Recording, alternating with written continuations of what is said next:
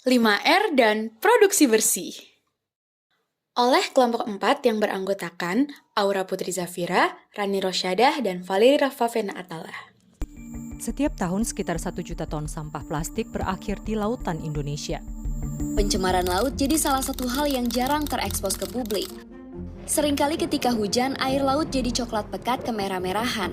Ini diakibatkan limpahan orenikel ke laut. Air laut menjadi merah, ekosistem di perairan sekitar Obi jadi rusak tak karuan.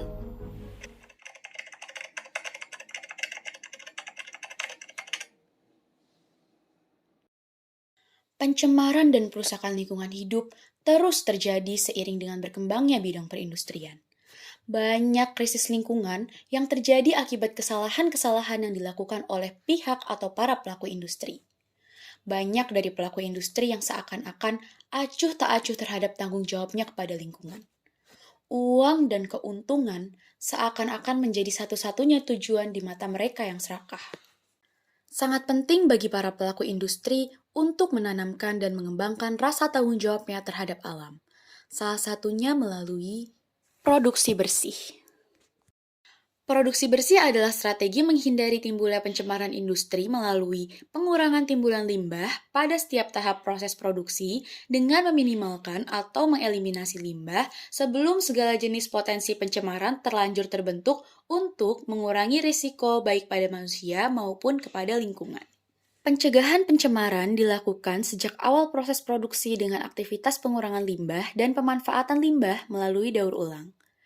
Tak hanya mengurangi kemungkinan pencemaran lingkungan, produksi bersih juga dapat menghasilkan penghematan melalui penurunan biaya produksi yang cukup signifikan yang juga dapat menjadi sumber pendapatan bagi industri. Prinsip-prinsip pokok dalam strategi produksi bersih dituangkan dalam 5R, yaitu rethink, reuse, reduce, recovery, dan recycle. Rethink merupakan suatu prinsip pemikiran yang harus dimiliki pada saat awal kegiatan akan beroperasi yang menuntut perubahan pola produksi dan konsumsi pada proses dan produk. Rethink mengharuskan untuk dapat mengubah pola pikir, sikap, dan tingkah laku semua pihak terkait. Contohnya adalah ketika kita mau membeli atau mau menggunakan sesuatu, kita bisa memikirkan kembali, apakah barang itu akan menghasilkan sampah? Apakah sampahnya berbahaya bagi lingkungan? Apakah barang-barang itu benar kita perlukan? Reuse memungkinkan limbah dapat digunakan kembali tanpa perlakuan fisika, kimia, atau biologi. Contohnya adalah pakaian, baju, dan alat-alat yang tidak dipakai didonasikan atau dijual ke second hand shop agar dapat dipergunakan kembali oleh orang lain. Reduce adalah suatu aktivitas mereduksi terbentuknya limbah pada sumbernya sehingga mencegah atau mengurangi timbulnya masalah pencemaran, kerusakan lingkungan, dan risiko terhadap manusia dengan meminimisasi penggunaan bahan baku, air, dan energi. Contoh dari aktivitas reduce adalah menggunakan botol yang bisa diisi ulang daripada membeli botol kemasan plastik dan membawa tas belanja milik sendiri ketika pergi berbelanja.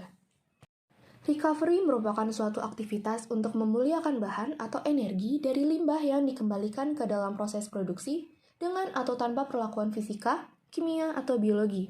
Salah satu contohnya adalah emas murni dari HP bekas. Recycle adalah suatu aktivitas memanfaatkan limbah dengan memprosesnya kembali ke proses semula yang dapat dicapai melalui perlakuan fisika, kimia, atau biologi. Salah satu contohnya adalah mengolah sampah organik, misalnya sayur dan buah menjadi kompos, dan mengolah kain perca menjadi selimut atau keset yang cantik. Selain melalui produksi bersih dan 5R, disarankan pula untuk senantiasa memilih dan menggunakan produk-produk ramah lingkungan dan tidak mengandung bahan-bahan berbahaya, misalnya pada penggunaan bahan-bahan konstruksi.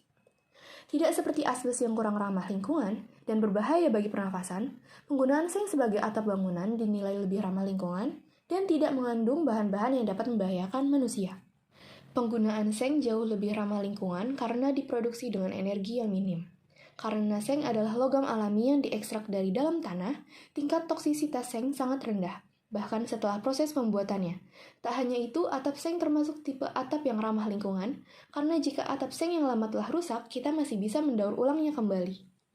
Melalui produksi bersih dan penerapan prinsip 5R, diharapkan agar semua lapisan masyarakat Indonesia dapat bersinergi bersama mengurangi krisis lingkungan, menjaga dan membangun lingkungan ke arah yang lebih baik.